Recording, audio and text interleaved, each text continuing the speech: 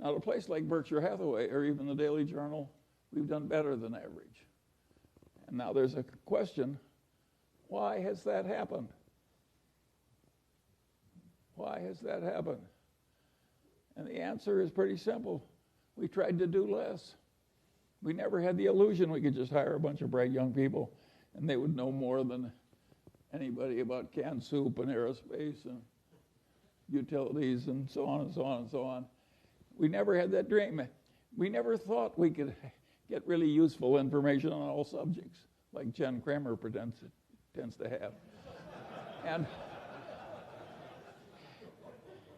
And we always realized that if we worked very hard, we could find a few things where we were right, and that a few things were enough, and that was a reasonable expectation.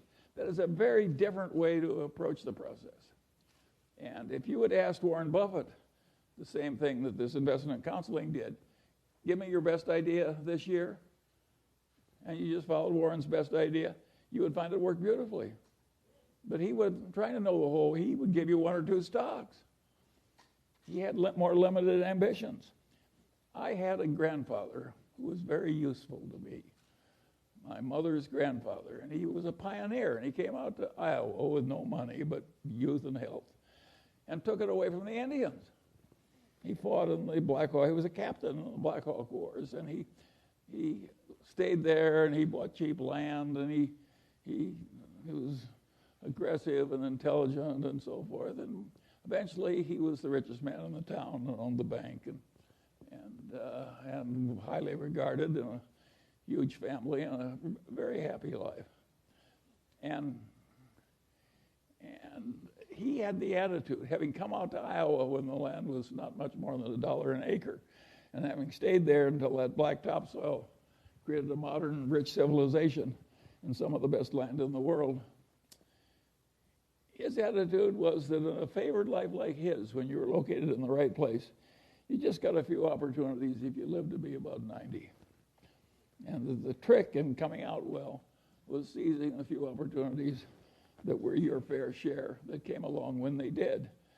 And he told that story over and over again to the grandchildren who hung around him all summer. And my mother, who had no interest in money, remembered the story and told it to me.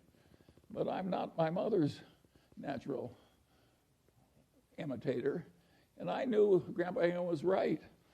And so I always knew from the very first, when I was a little boy, that the opportunities that were important that were going to come to me were few, and that the trick was to prepare myself for seizing the few that came. This is not the attitude they have at a big investment counseling thing. They think if they study a million things, they can know a million things. And of course, the result is almost nobody can outperform an index. Whereas I sit here with my Daily Journal stock, my Berkshire Hathaway stock, my holdings in Lilu's Asian fund, my Costco stock, and of course I'm outperforming everybody. And I'm 95 years old, and I practically never have a transaction. And the answer is I'm right and they're wrong. And that's why it's worked for me and not for them. And now the question is, do you want to be more like me or more like them?